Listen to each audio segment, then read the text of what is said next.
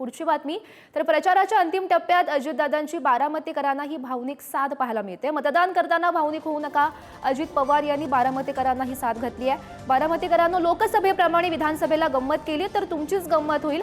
मतदारसंघात काम करण्यासाठी खमका नेता लागतो, अजितदादांनी युगेंद्र पवार यांच्यावर ही टीका केली आहे।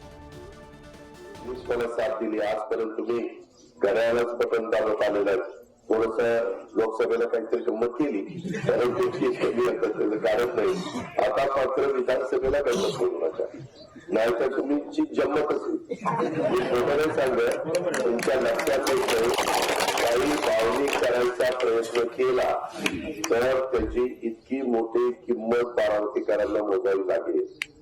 परत बारामतीकरांना कुणी वाली राहणार नाही। साहेबांनी सांगितलं 1.5 वर्षांनी मी त्या ठिकाणी परत उभा राहणार नाही, निवडणूक लढवणार नाही आणि खासदार पण होणार नाही। त्याच्यानंतर गोड बघणारे याचा विचार करा।